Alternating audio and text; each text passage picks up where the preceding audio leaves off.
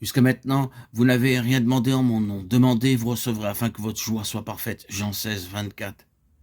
6 jours avant la Pâque, Jésus arriva à Béthanie, où était Lazare, qu'il avait ressuscité des morts. Là, on lui fit un souper. Marthe servait, et Lazare était un de ceux qui se trouvaient à table avec lui. Marie, ayant pris une livre d'un parfum de nard pur de grand prix, oignit les pieds de Jésus, et elle lui essuya les pieds avec ses cheveux. Et la maison fut remplie de l'odeur du parfum. Jean 12, 1, 3. C'est pourquoi ne soyez pas inconsidérés, mais comprenez quelle est la volonté du Seigneur.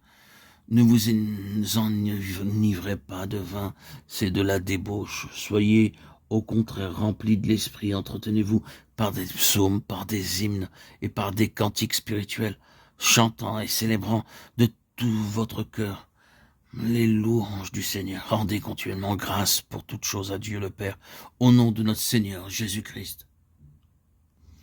Vous soumettant les uns aux autres dans la crainte de Christ. Femmes, soyez soumises à vos maris, comme au Seigneur. Car le mari est le chef de la femme, comme Christ est le chef de l'Église, qui est son corps, et dont il est le sauveur. Or, de même que l'Église est soumise à Christ, les femmes aussi doivent être à leur mari, en toutes choses. Marie, aimez vos femmes, comme Christ a aimé l'Église, et s'est livré lui-même pour elle, afin de la sanctifier par la parole, après l'avoir purifiée par le baptême d'eau, afin de faire paraître devant lui cette Église glorieuse, sans tache, ni ride, ni rien de semblable, mais sainte et irrépréhensible. C'est ainsi que les maris doivent aimer leur femme comme leur propre corps. Celui qui aime sa femme s'aime lui-même, car jamais personne n'a haï sa propre chair, mais il la nourrit et en prend soin comme Christ le fait pour l'Église, parce que nous sommes membres de son corps. C'est pourquoi l'homme quittera son père et sa mère et s'attachera à sa femme, et les deux deviendront une seule chair. Ce mystère est grand, et je dis cela par rapport à Christ et à l'Église. Du reste, que chacun de vous aime sa femme comme lui-même, et que la femme respecte son mari. Éphésiens 5, 17, 33. Le mariage est le lien le plus sacré ordonné par Dieu depuis le début de la création. Dans la parole de Dieu, nous le trouvons toujours accompagné d'une joie et d'un bonheur peu commun pour ceux qui ont ainsi réuni selon son plan céleste.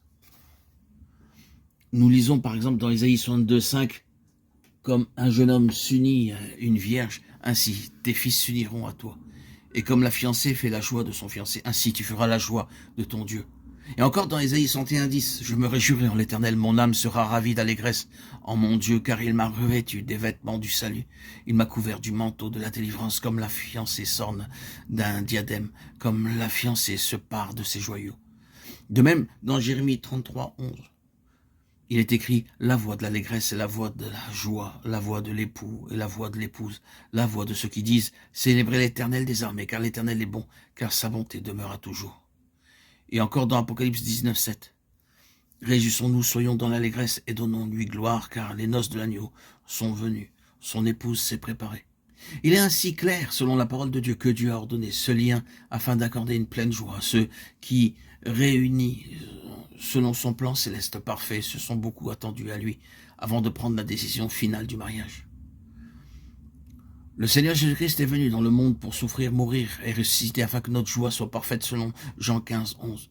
Il est triste de voir combien peu de croyants dans leur vie conjugale jouissent de ce bonheur que Dieu se propose de leur donner par cette union sacrée. Dans bien des cas, ils ignorent la parole de Dieu, ne lui donnant pas la juste place lorsqu'ils projettent de se marier.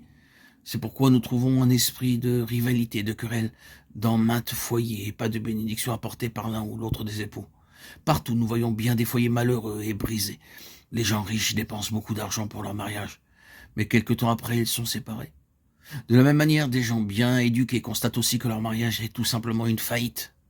Leur vie conjugale commence dans la joie et l'espérance, mais rapidement, ils découvrent qu'il est difficile de vivre ensemble dans l'unité et l'harmonie. En parcourant la parole de Dieu, nous trouvons 8 principes divins fondamentaux qui doivent être vécus, afin que le mariage soit une source de grande bénédiction, non seulement pour ceux qui sont unis pour la vie comme partenaires, mais également pour ceux qui sont en contact avec eux. Un corps en bonne santé demande de l'air frais, de la bonne eau, une bonne nourriture, de l'exercice physique. Une récolte abondante réclame un bon terrain, de l'engrais, de l'eau, l'enlèvement des mauvaises herbes et la protection contre les insectes nuisibles. De même, une vie conjugale heureuse implique des principes divins.